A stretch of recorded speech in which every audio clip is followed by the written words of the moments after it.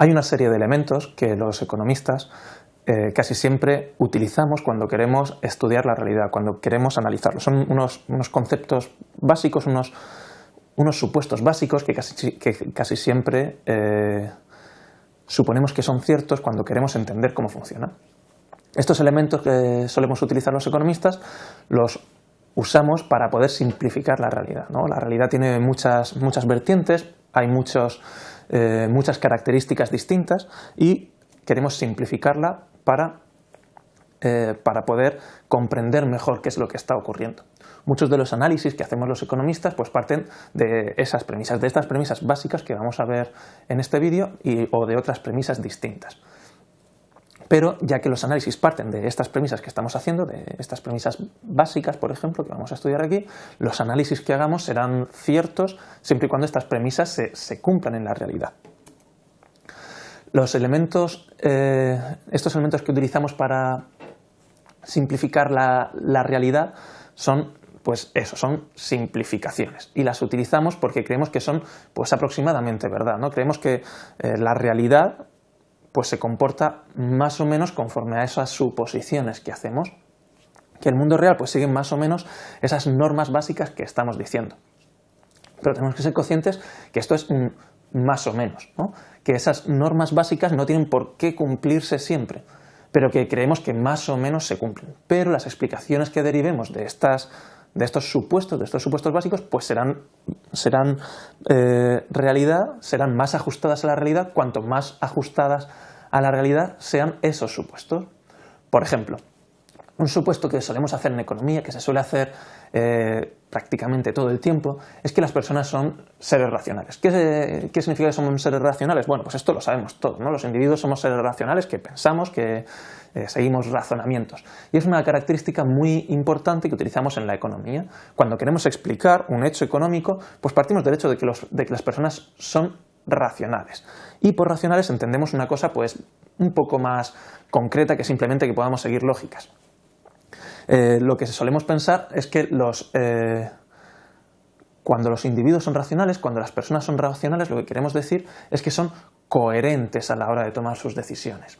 Que las personas, pues un signo de racionalidad, por ejemplo, sería que siempre que nos planteen una misma situación, pues vamos a responder de una misma manera, si no ha cambiado nada más.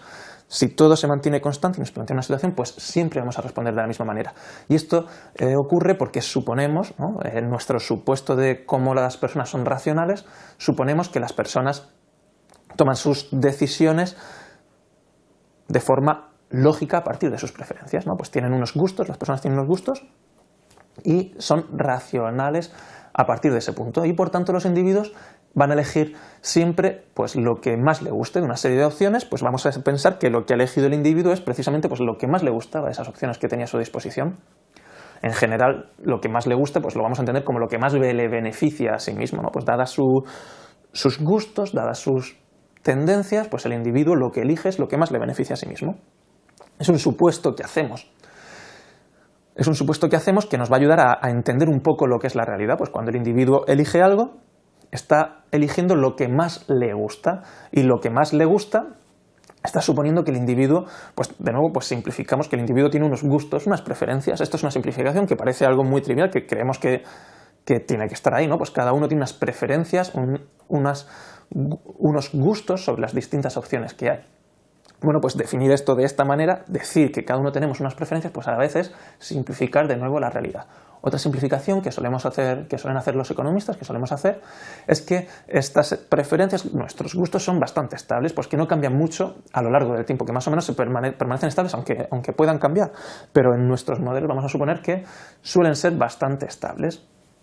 Bueno, pues la mezcla de esta racionalidad, de esta capacidad para ver nuestras preferencias y saber elegir qué es lo mejor, pues seguir un razonamiento lógico para elegir lo mejor, y esas preferencias que tenemos sobre las cosas que nos permiten, pues entre varias cosas, saber qué es lo que nos gusta, elegir qué es lo que nos gusta, determinan pues uno de los enfoques más importantes de la economía, ¿no? Pues la combinación, este modelo de los seres humanos, de las personas como individuos racionales que tienen unas preferencias, es una forma de entender a los individuos pues que ha sido fundamental, ¿no? Pues fundamental en el análisis económico.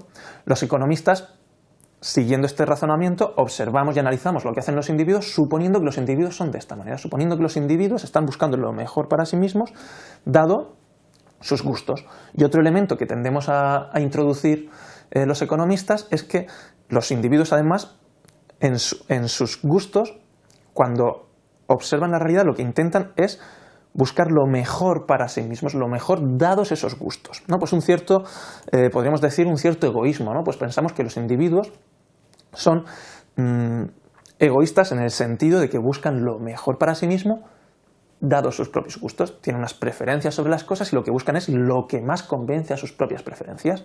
Que esto, por ejemplo, para una empresa, pues va a significar una empresa que lo que quiere es, su objetivo es ganar dinero, pues esa empresa egoísta lo que va a buscar es conseguir el máximo beneficio posible. O un consumidor, pues lo que va a buscar es consumir lo que más le convenza dentro de sus preferencias. Pues esto es una forma de observar a los agentes económicos.